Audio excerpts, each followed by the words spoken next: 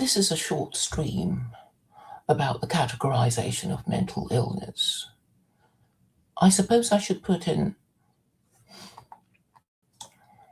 the description what led to this discussion, because it was only because I was talking to Vincent Bruno, who was just talking to Josh Shallot in my most recent stream, that it occurred to me that it would be an idea to categorize mental illness into two categories. One is depression, and the other is being irrational, not making stands, hearing voices in your head, that kind of thing. And I think you should be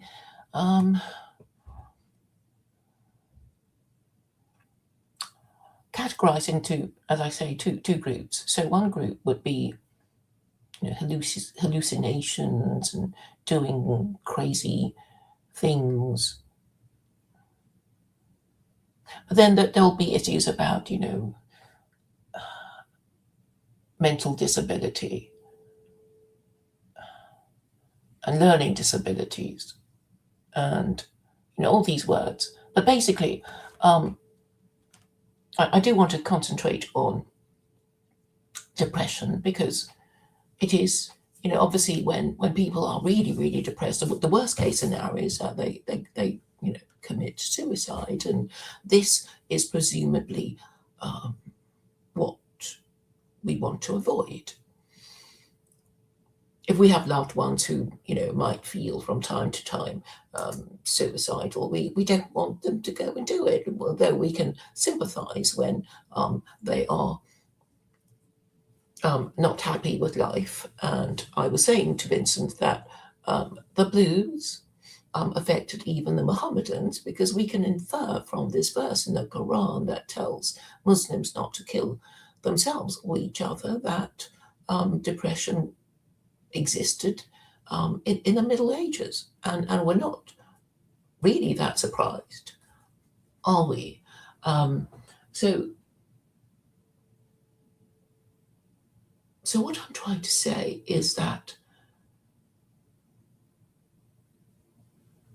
well, okay, suicide prevention would be effective if the person believed in God and wanted to go to heaven, but knew that an early arrival in the afterlife would be rejected, and there will be consequences for the repose of one's immortal soul. And I was talking to Chris Howard a few days ago about the consequences of suicide in Britain before the Suicide Act 1965, which decriminalised suicide, because prior to that, the penalties were very severe, in that a failed suicide attempt could result in imprisonment. And if you did succeed, you couldn't be buried on consecrated ground.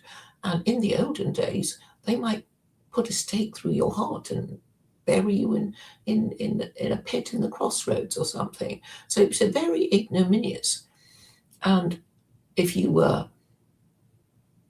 an adult male with a family who did such a thing, your property would be confiscated and your family impoverished. So these are very severe punishments indeed, and one imagine would have the effect of discouraging suicides. So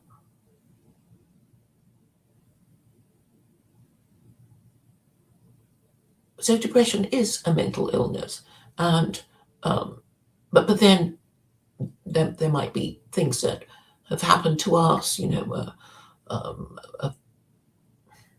a family bereavement, loss of, marital breakdown, just the horrible things that you can imagine happening to cause one to be depressed. And so it wouldn't be quite right to not be depressed if we think of, well, the story of Job. Um, he could be forgiven for feeling a little suicidal, but fortunately, it never occurred to him to kill himself. I can't remember exactly the detail of the story, but uh, if he did think of killing himself, he didn't carry it out. But I remember his wife being known to say, "Curse God and die. Why don't you?" Which might mean that she was inciting him to commit suicide. So we can only assume that Job's belief in God prevented him from doing what I suppose a lot of people would think, well, if that happened to me, I would just, well, I would know what I do and kill myself. But I should look it up really.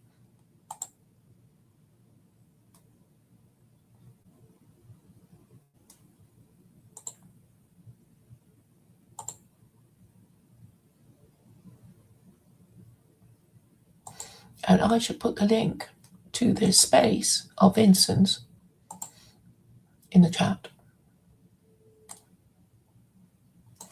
Because that was when I got this idea of categorizing different kinds of mental illness for with the object of preventing suicide. And I've got this idea of a procedure. So if one were thinking of committing suicide, I suppose you could. I think you could do it in a non-judgmental way. Why are you feeling so depressed? Why are you thinking of it? And there would be, categories. It's my health, it's my love life, it's my finances, it's my, some people might say, I just feel blue, and I don't think, or whatever. I mean, I think. Well, I haven't done the research for it yet, but gosh, I was going to look up something. Oh, yes, Job. Did Job consider suicide?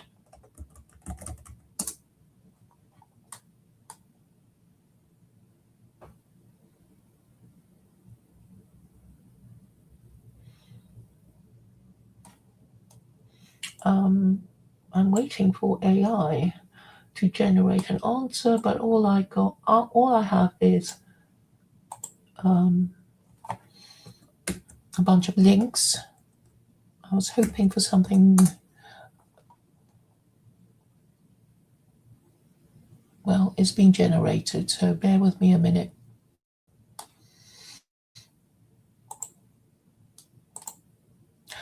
And so with Vincent, our conversation went to, well, then he started talking about the spirituality of Jehovah's Witnesses, and he because he comes from such a background. And I said, well, the best way to work it out is to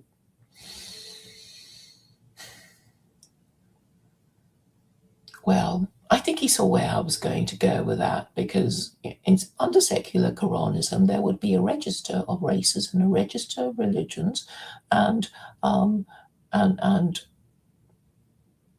there would be a collection of data of the suicide rates of Jehovah's Witnesses as compared to other kinds of Christians. So this would be a kind of thing that secular Quranism would do to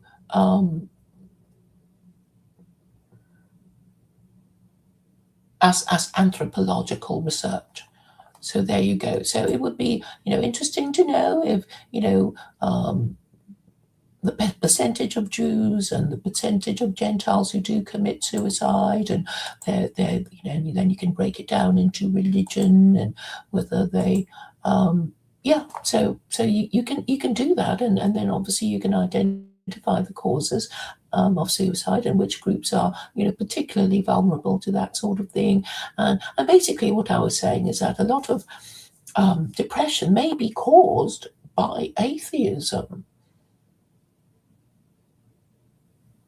and so then the answer is clear. How can secular Quranism help? And the answer is also simple, because secular Quranism, because it's based on a holy book believed by Muslims to come from the Abrahamic God, you would just sort of naturally, I mean, even if you don't believe in God, you'd be kind of interested, like, well, oh, this rule, I don't like it, it's silly, why? And then you'll ask questions, and you might eventually think, oh, yes, in the end, it does make sense, and whatever. So maybe Vincent saw it coming and said, "Oh, I don't want to talk about that." And anyway, other people came to the space, and the conversation ended. But yes, and then you can break it down to by age and race and sex and sexual orientation, transgenderism, whether married or not married, whether married parents or divorced, or you just work it out, and obviously it will soon become clear which group is most vulnerable to divorce and sorry to suicide, and why there seems to be an epidemic of it. And worse than that is the government actually encouraging it. So this would suggest that Western governments don't really care about Westerners, and in fact, just basically want Westerners to go jump in a lake. So let me look up Chinese attitude towards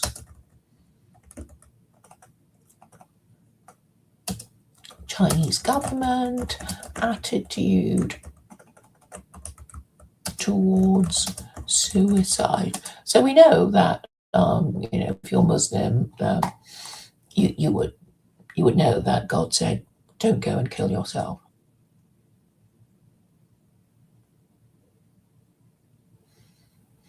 The Chinese government, this is AI overview, approaches suicide primarily as a public health issue rather than a criminal one.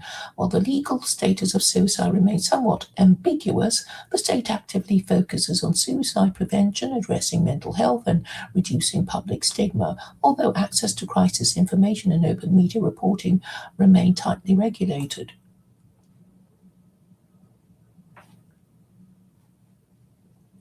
So,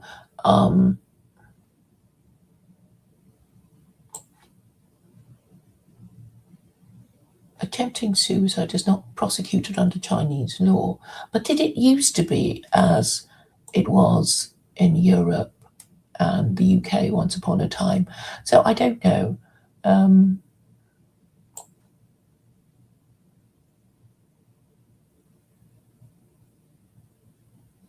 So I'm saying you're more likely to commit suicide if you're atheist. I think that should be pretty clear, and so we can actually detect a pattern of behavior to show that we're not we have spiritual needs, basically, because I've heard that homosexuals tend to kill themselves in their 40s because, well, they tend to not be as attractive as they used to be, and gay culture is basically the shallow cult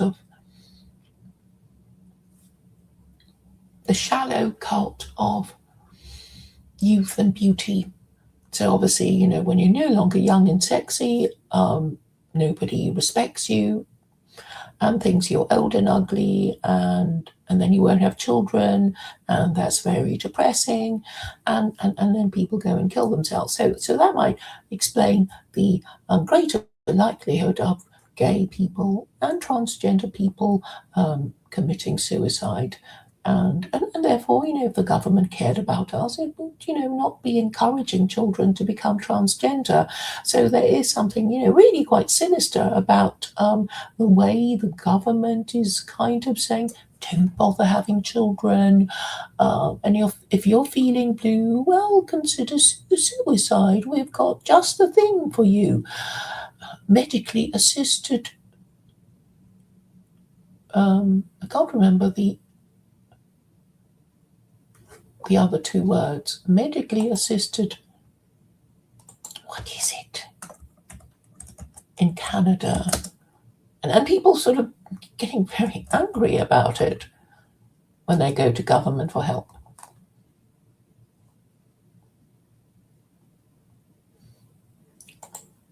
So I'm saying, obviously, in dying.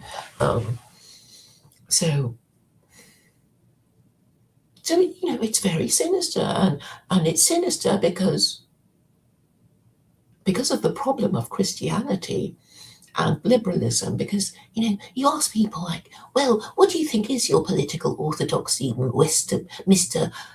Westerner and Mrs. Westerner and Miss Westerner? What do you actually think it is? And they won't give you a straight answer because they don't know themselves. And I'm saying, well, at least the Chinese government actually says, well, our political orthodoxy is socialism with Chinese characteristics.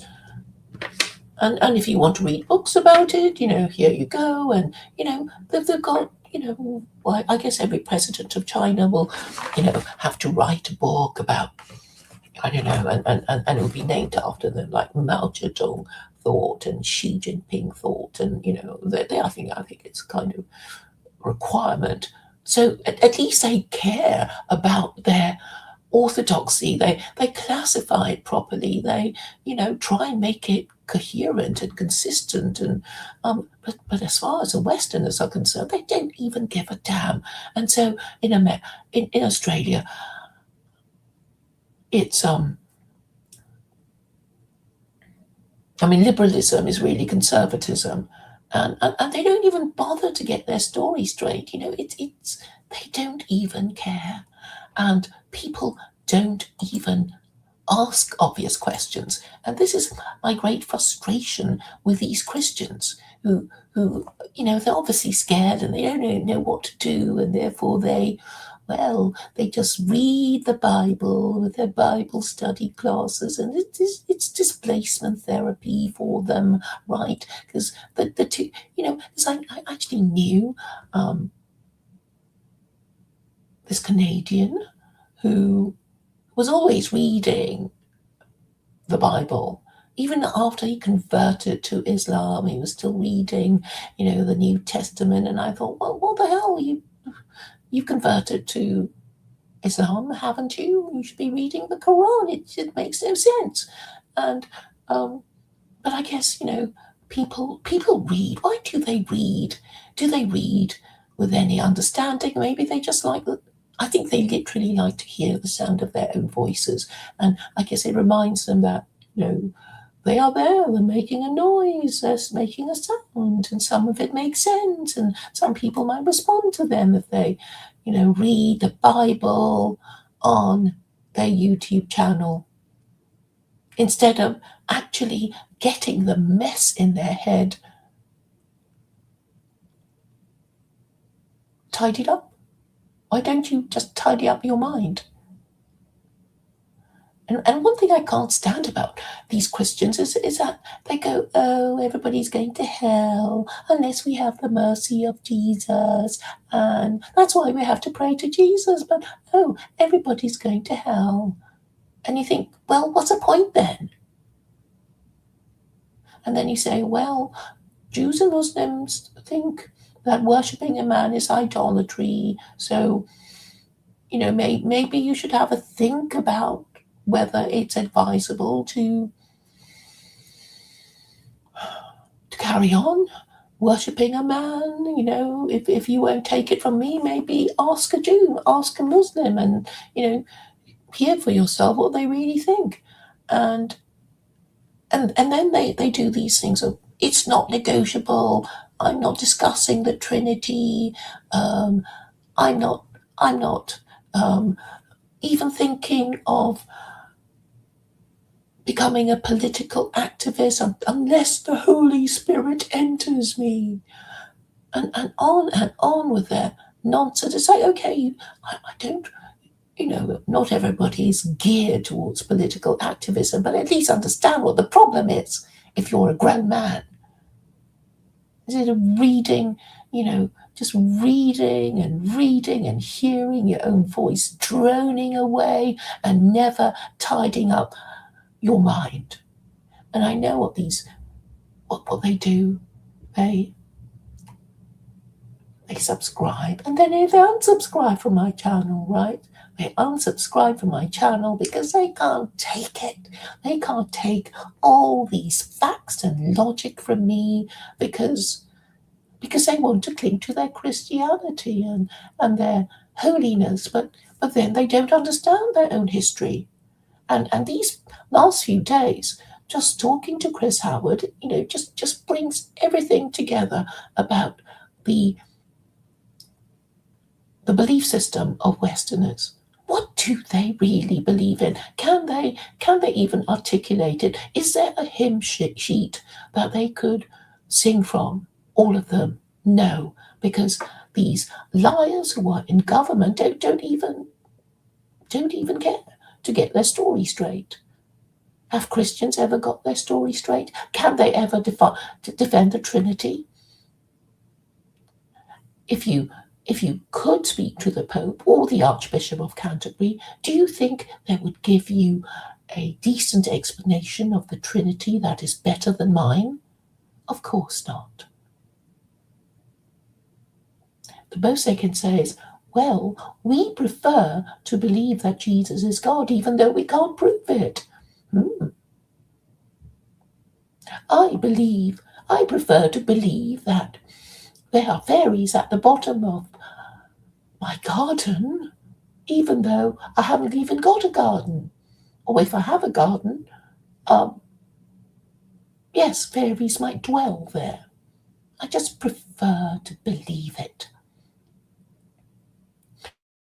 And obviously you won't get any common sense because people are so horribly divided, even if nobody divides them, because of this, id, ego, and super ego thing. So the id is, we want food, and we want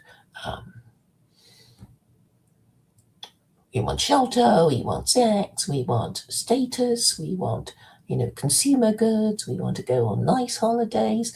That's all.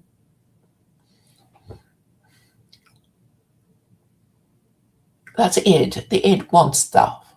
And the ego might say, well, it wouldn't be a good idea to accept a fifth helping of ice cream, even though your host is generously offering it to you. Might not be a good idea. And then the superego. What's the superego? I'm saying it could be God, right? It could be God saying, now, you know that you're being a little egotistical, you're being conceited, you're being arrogant, you're in your status seeking and your sex and shopping. It's not going to end well for you. So really, maybe Freudian theory has got it right. Although the different emphasis on, which bit of yourself should you give into. But obviously, you will get spiritual serenity when, you are doing the thing you want, which is the thing that people admire you for, and God approves. So that is when we feel the benefit of our superego. And our superego should be based on the best available moral system. And before I go, I did want to say a few things about Josh. Vincent and I both agreed that he sounded better the last time we spoke to him. So maybe his ketamine therapy isn't, doing him that much good. And it is a little disturbing that he seems to know so much about um, prescription drugs. And although there will be people who are jealous that he gets socialized healthcare, it doesn't seem that they're doing him much good. You know, doctors are very often bribed by pharmaceutical companies to push their drugs. And so it's something to worry about. I read ages ago that there's always a problem with medical treatment if you are poor or if you're rich. If you're rich, you're going to be overtreated. Your doctor's going to sell you this treatment and that treatment, and ask you to come for checks and whatever the latest thing and whatever. So there's that danger, and these newfangled treatments might end up doing you harm. And Vincent and I have also discovered a new term called iatrophobia, which was a fear of doctors and hospitals by Americans when they didn't have socialized medicine. So even people who could afford hospital fees would be terrified of being, kind of fleeced every time they go into hospital. And yeah, even wealthy people are terrified of being fleeced. And they know, it's kind of, you're isolated in all these, doctors looking so authoritative, and maybe all these nurses being so pretty, suggesting this treatment and that treatment. And before you know it, you spend tens of thousands of dollars and pounds in your private hospital, or at least your insurance company has. So, yes, the more I think about it, the more I agree with socialized medicine, but only very ethical medicine, socialized medicine, and also at the end of the day, it has to be rationed, and yes, you could ration it according to, well, yeah, according to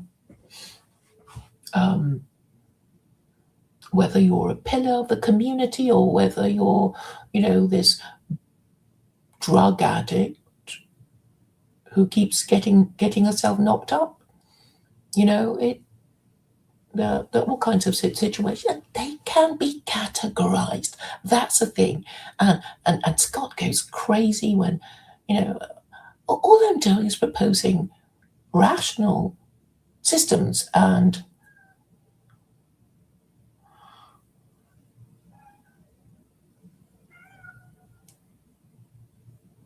they all reject it out of hand because they don't like the sound of it. They don't like me suggesting them. I don't even know, but they have no rational reason for it. That's my thing. And this is something I've noticed. Is it some kind of mental health issue, or just well, we just don't want to do it that way, and I think it is all about, well, I'm not about to acknowledge that I might have the wrong religion, because it's even worse if you're a Westerner, because really you've got Christianity and liberalism, and they're both past their sell-by date. Because Christianity, well, it's redundant because it's no longer needed to defend absolute monarchy, because Christendom ended in 1918. There are no absolute monarchs left in Europe. And Americans can never be part of Christendom because they live in a republic. So their kind of Christianity is the social club kind of Christianity. And that's why they're always so confused, because their church keeps changing. Like, oh, we'll be a bit ortho, we might be a bit Anglo, we might be Calvinistic and introduce a bit of, Catholic ritual. They're just mixing and matching and, rearranging their window display and doing nothing to improve the morals of the American public, and worse, doing nothing to improve the government of America. And these Americans, they do not seem to want to talk about religion and politics. Yes, no, actually, they do want to talk about religion, but only in the vaguest possible way. And when you ask them, well, are you really a universalist, denying the existence of hell? And if so, who made you boss of God, abolishing hell? And if you haven't abolished hell, then are you saying criminals, career criminals, who just carry on because, everybody gets to heaven? And then, Luke's head explodes and then he can't answer and he posts, verses from the New Testament and what? He doesn't prove anything. Because obviously the New Testament is not even from God. And the Torah and the Quran are believed by Jews and Muslims to come from God. So he's lost the argument, right? But he wants to be Christian. You see, he wants to be Christian. And that is really the problem. Wanting to be Christian, no matter what, even if it doesn't make sense. Because it's so precious as part of your identity and your tradition. And I'm saying, yeah, what if it's wrong? Aren't you behaving like an Aztec? Well, maybe, there is already human sacrifice if you think of abortion and, medically assisted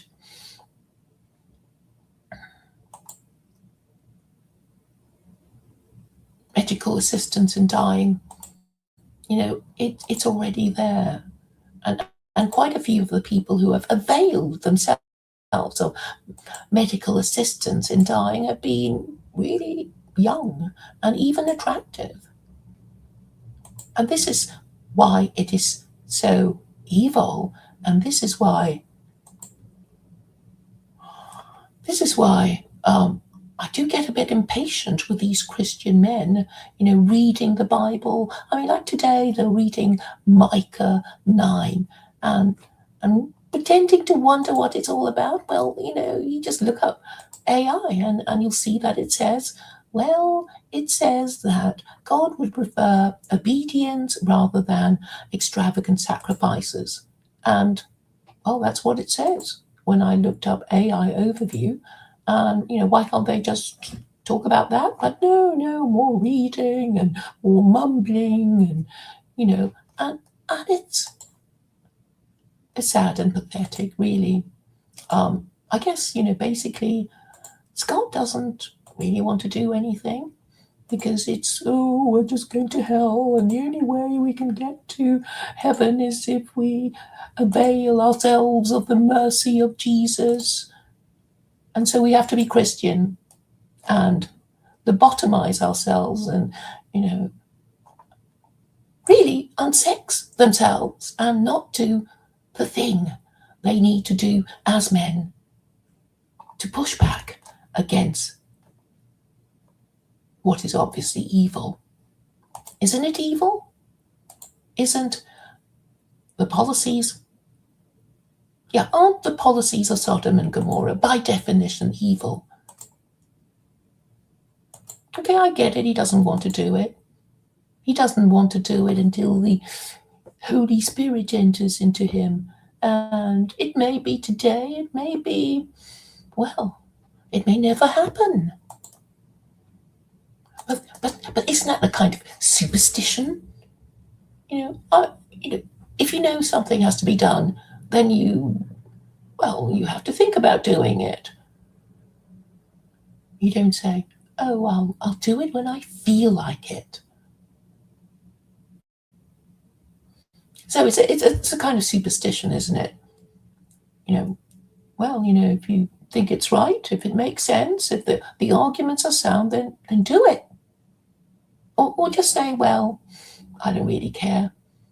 I just want to go on about, oh, it's the culture that's taking my carefully reared Christian children, away from me. And yeah, it's like, yes, that's what the culture does to everyone's culture.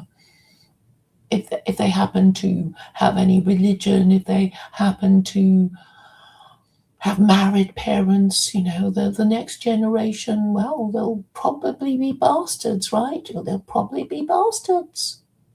It's degenerate, isn't it?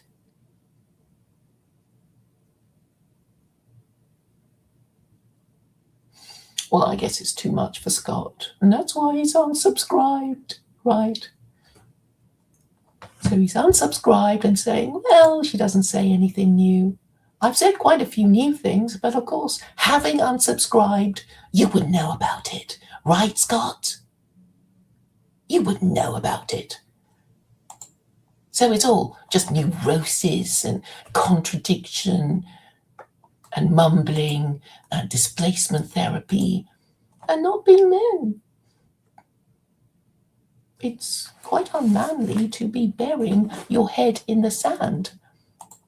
It's ostrich-like.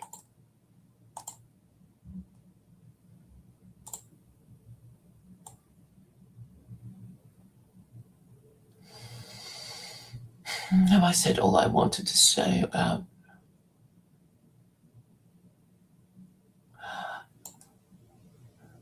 liberalism?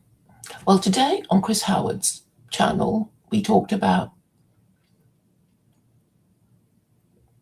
what liberalism was all about. And I'm saying liberalism was really a reaction against Christianity because Christianity was so oppressive that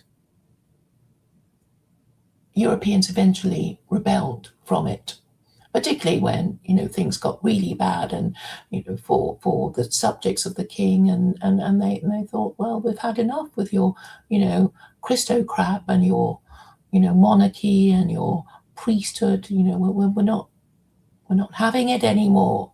So there were these regicides, and then there was America.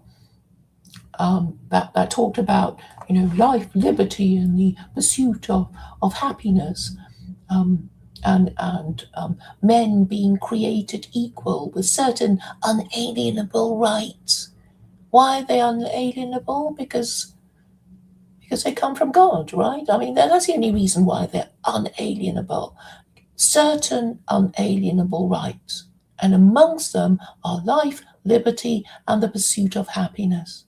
So it's not a full list. The full list is contained in the Quran, Scott, which you won't read, of course not, because it's full of rules.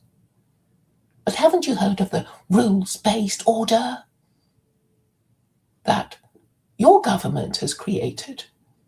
That, of course, it doesn't follow, it just, makes the rules and make sure everyone else obeys, but says, no, we don't have to follow it. We make the rules because we're global hegemon, pushing the policies of Sodom and Gomorrah globally.